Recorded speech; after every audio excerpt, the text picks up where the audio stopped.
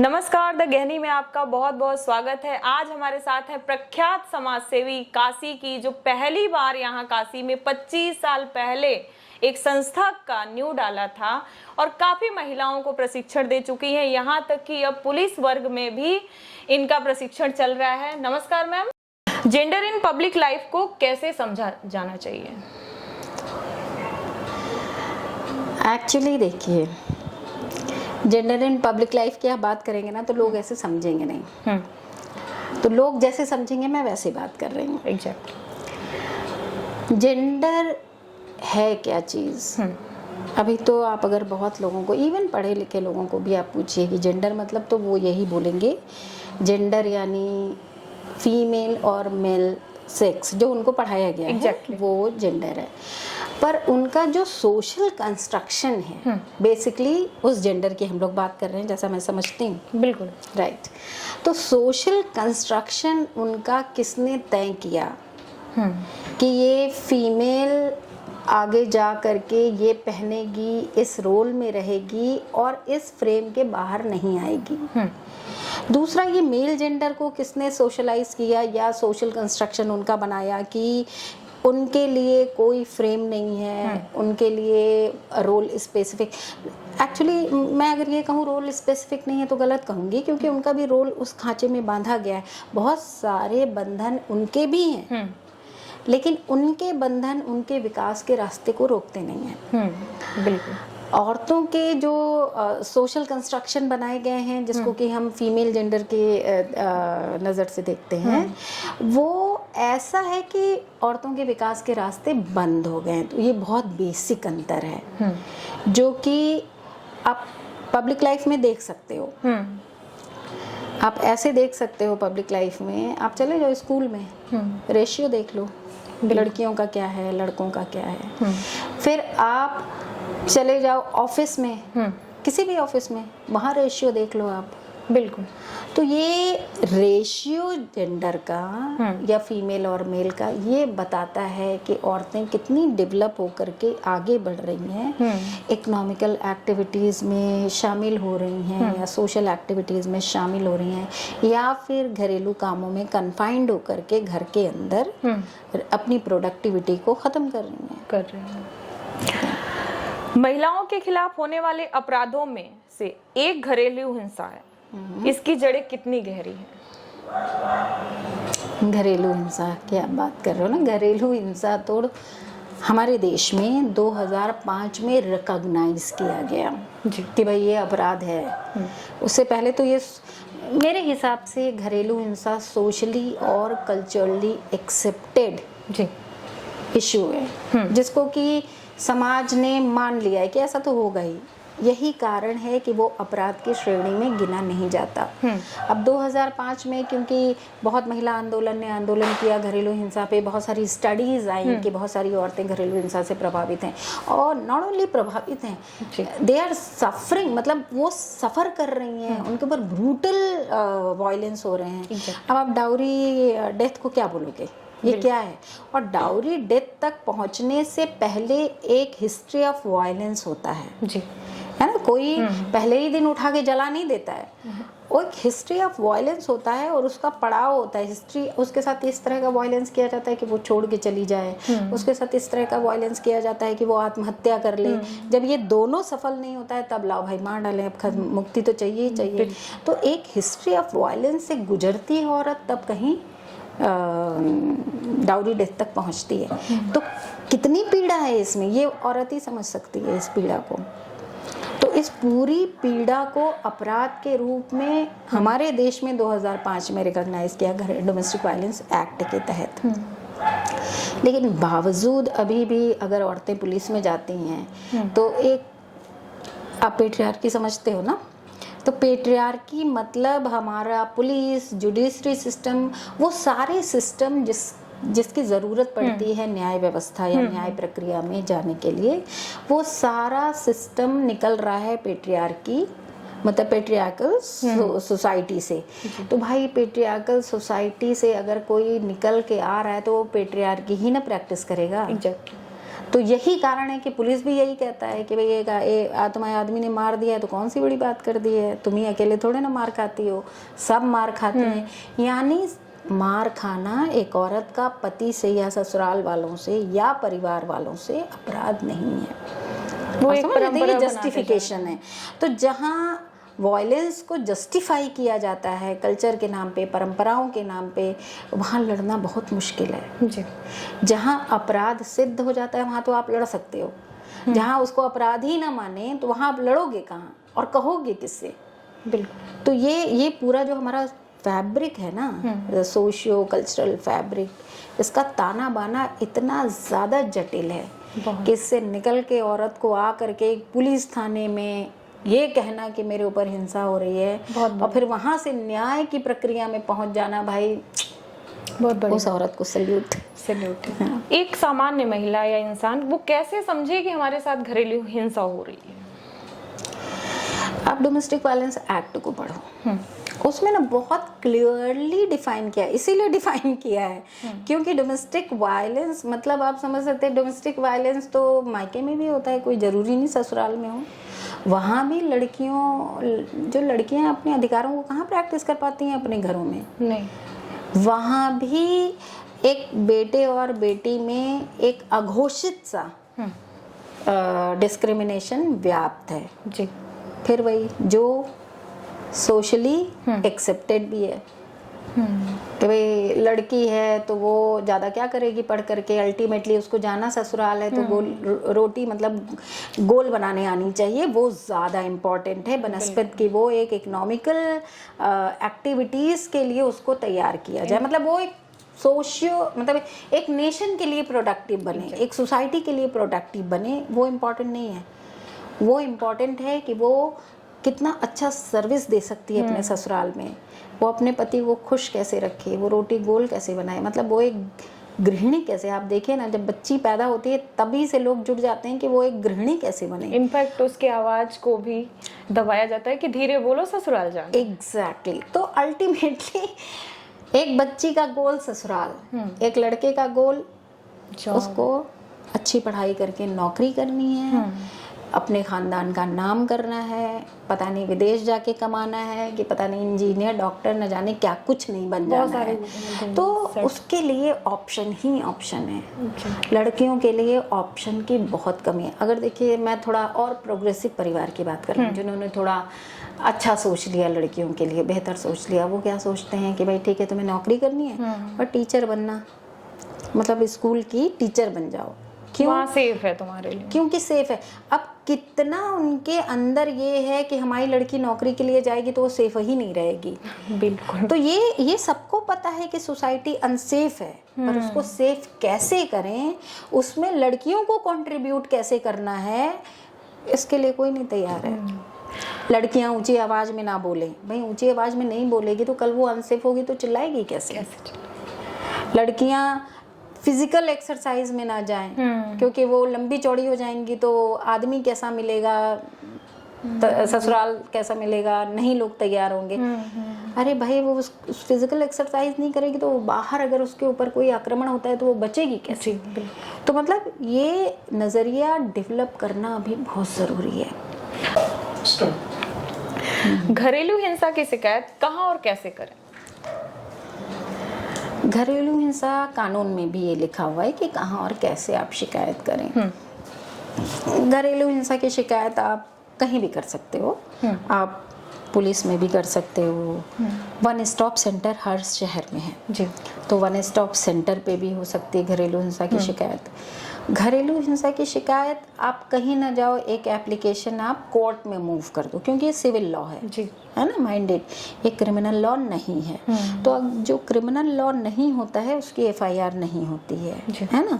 तो अब जिसकी एफआईआर नहीं होगी उसकी पुलिस में कंप्लेंट करने का कोई मतलब नहीं क्योंकि एफआईआर होनी नहीं है। तो अगर कोई महिला घरेलू हिंसा से पीड़ित है और उसको कुछ नहीं समझ में आता, वो चली जाती है पुलिस में, जाके उसने शिकायत भी कर दी, तो क्योंकि पुलिस को हमने ट्रेनिंग दी है तो हम पुलिस को ट्रेनिंग देते हैं कि अगर कोई घरेलू हिंसा की पीड़ित महिला आपके पास आके शिकायत करती है तो क्योंकि ये सिविल लॉ है तो आपका रोल है कि उसको वन स्टॉप सेंटर में भेज दें, ताकि वन स्टॉप।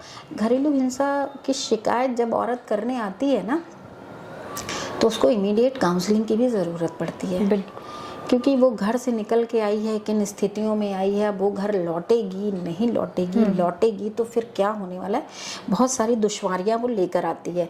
तो वन स्टॉप सेंटर इसलिए मैं समझती हूँ कि बहुत ही इम्पोर्टेंट रोल अदा कर सकता है कि वहाँ पे वन स्टॉप सेंटर में सब कुछ होता है। काउंसलर भी होती है, वहाँ पुलिस की एक चौकी भी है जिसको महिला चौकी बोलते हैं, वो भी है।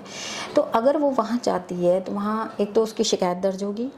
घरेलू हिंसा आप समझते हैं ना, घरेलू हिंसा बेसिकली सिविल लॉ इसलिए बनाया गया है कि इसमें कई बार मीडिएशन होता है। मीडिएशन यानी परिवार को बुला करके जो भी सामंजस्य है उसको बिठाने की कोशिश की जाती है, थोड़ी गलती इधर थोड़ी गलती उधर उसको ठीक करने की कोशिश की जाती है।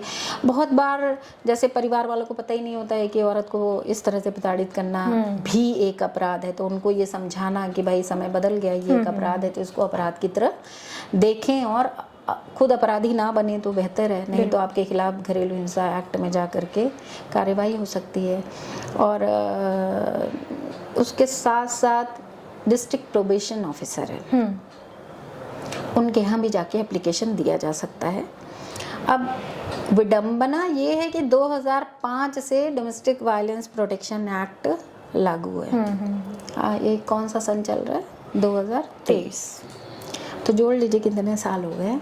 इतने सालों में एक महिला संरक्षण अधिकारी अपॉइंट नहीं हुई है, नहीं है ना। वो होगी कि नहीं वो भी नहीं पता मुझे, लेकिन आप यही देखिए कि पोक्सो 2012 में बनता है और चाइल्ड प्रोटेक्शन ऑफिसर से लेके जे एक्ट का एक एक इंस्टीट्यूशन से ले करके चाइल्ड पुलिस जो बाल कल्याण पुलिस अधिकारी है वो हर थाने में नियुक्त हो जाता है। मतलब एक एक जगह बच्चों के संरक्षण के लिए जो भी चीज़ें निश्चित की गई थी वो सब अपॉइंट हो गए, पर भाई एक महिला संरक्षण अधिकारी नहीं।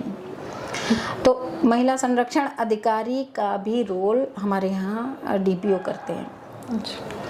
तो उनके पास भी एप्लीकेशन डाला जा सकता है, डीपीओ जांच करता है। अल्टीमेटली डीपीओ को ही जांच करनी होती है कि महिला के साथ 4 तरह के हिंसा उसमें डिफाइन की गई है घरेलू हिंसा में।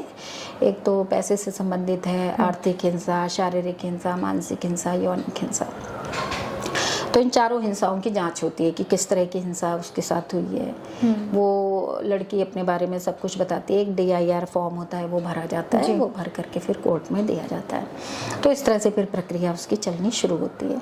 पुलिस का इसमें रोल नहीं के बराबर है, मतलब फाइल करने में। बाद में पुलिस का रोल होता है, जैसे डोमेस्टिक वायलेंस एक्ट में जब कोई ऑर्डर पास करती है कोर्ट कि बहुत अच्छे उसमें क्लॉज हैं कि क्या क्या फ़ायदे मिल सकते हैं औरतों को, तो उससे संबंधित कोई ऑर्डर पास करती है जब कोर्ट, तो उस ऑर्डर की एक कॉपी पुलिस को भी देती है उस ऑर्डर को एग्जीक्यूट कराने के लिए।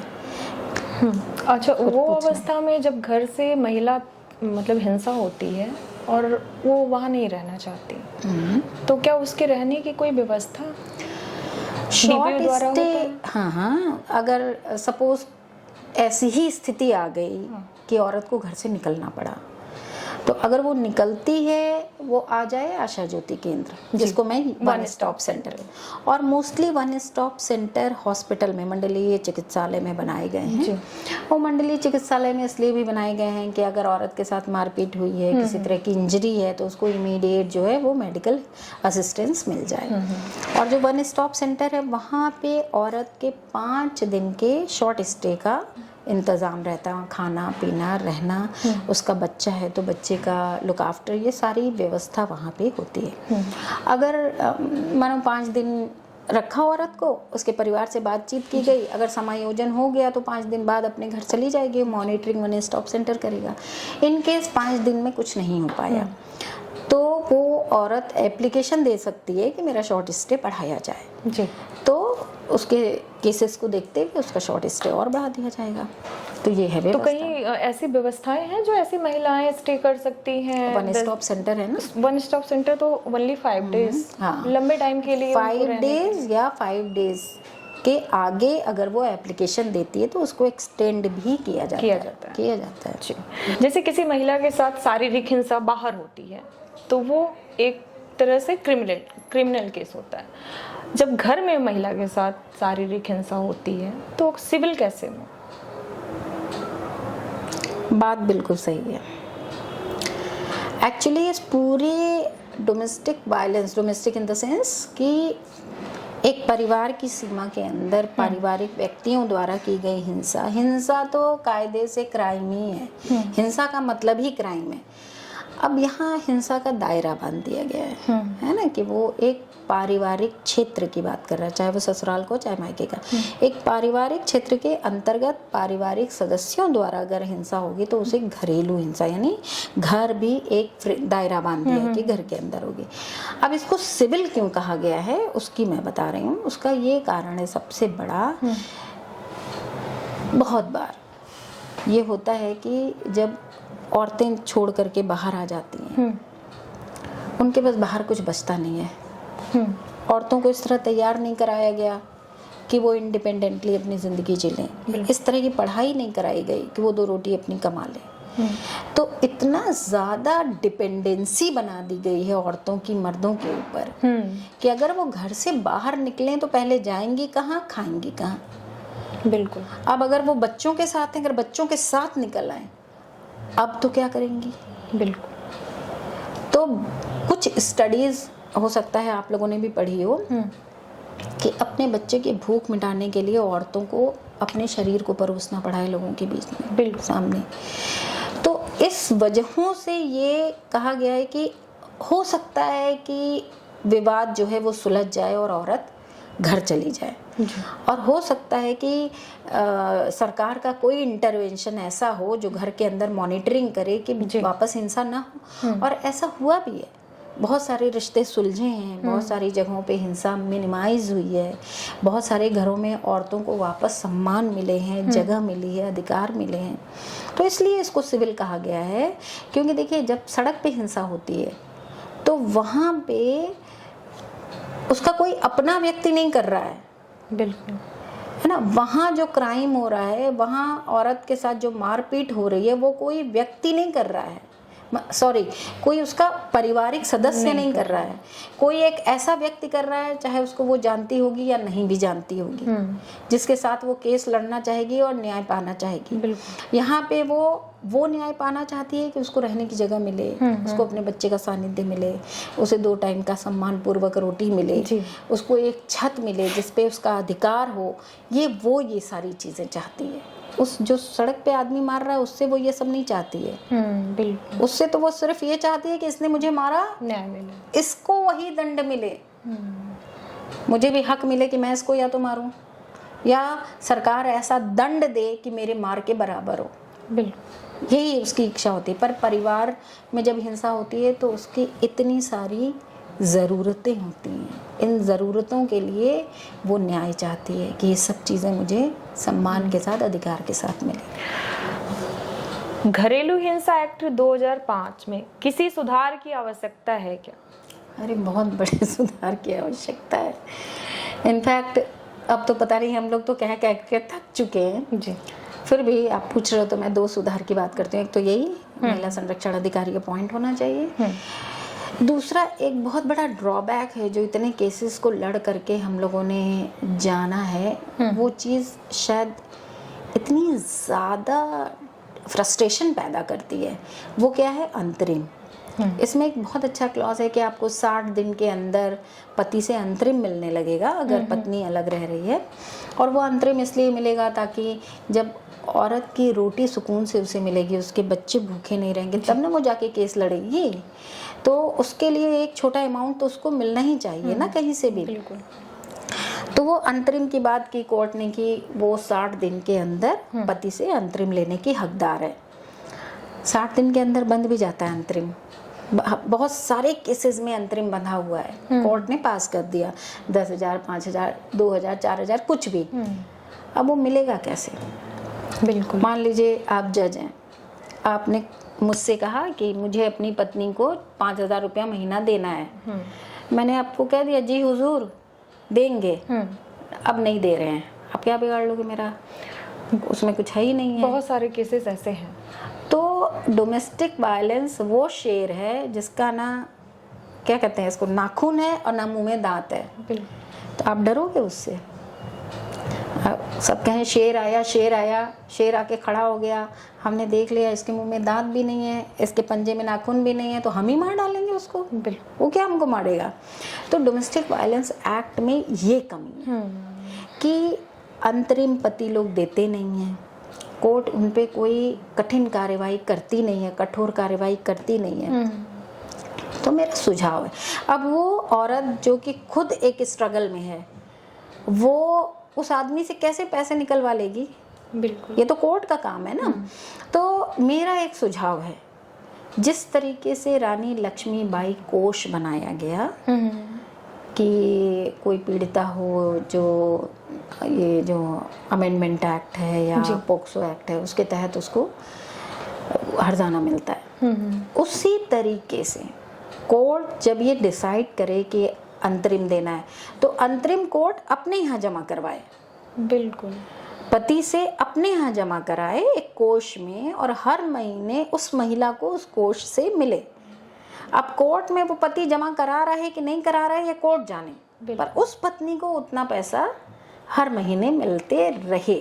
और वो ये मेरा सुझाव है, ताकि वो महिला एक तो स्ट्रगल में है ही है, बच्चों को भी लेके स्ट्रगल कर रही है, पता नहीं कैसे रह रही है, क्या कहाँ छत उसने पाया, किस तरीके से वो अपना जीवन गुजार रही है। अगर वो हर महीने वो पैसा मिलता रहे तो वो अपनी ज़िंदगी और अपने बच्चों की ज़िंदगी सही तरीके से गुजार पाएगी, तब सही तरीके से लड़ भी पाएगी। नहीं तो बहुत बार ऐसा होता है कि बहुत बुरी अवस्था में औरतों को कंप्रोमाइज़ करना पड़ा है। बिल्कुल, बुरी अवस्था में इन द सेंस जिस अवस्था में वो निकाली गई हैं उससे ज़्यादा दर्दनाक अवस्था में औरतों ने कंप्रोमाइज़ किया है, खाली इसलिए कि हमारे बच्चे भूखे मर रहे हैं। बिल्कुल, हमें छत नहीं मिली है, हम सड़क पे रहने को मजबूर हैं। तो एक ही आदमी नोचे भाई, सड़क पे तो भीड़ लग जाएगी नोचने वालों की है। तो ऐसी स्थितियों में औरतों ने कंप्रोमाइज़ किया है क्योंकि अंतरिम नहीं दिला सका है कोर्ट। बिल्कुल, तो कोर्ट को ये पता नहीं ये बात कहनी चाहिए कि नहीं, कंटेम्प्ट ऑफ कोर्ट ना हो जाए, कि ये बात सोचना चाहिए कि अंतरिम दिलाने का दूसरा ऑप्शन क्या हो सकता है। मेरी तरफ से तो ये सुझाव है कि कोर्ट खुद ही जमा करे और हर महीने उस महिला को दे। कोर्ट कैसे जमा करेगी? कोर्ट के पास अपने हर तरीके हैं, पुलिस है कोर्ट के पास, कोर्ट के पास बहुत बड़ा नेटवर्क है उस आदमी को पकड़ने के लिए, उसकी इनकम जानने के लिए। अब कोर्ट कहता है कि भाई ले आओ, तुम्हारा आदमी करता क्या है, ये लेकर आओ, कहाँ से लाएगी वो औरत, कैसे लाएगी महिला? तो बहुत सारी चीज़ ये कोर्ट को स्वयं लेनी चाहिए। जी बिल्कुल।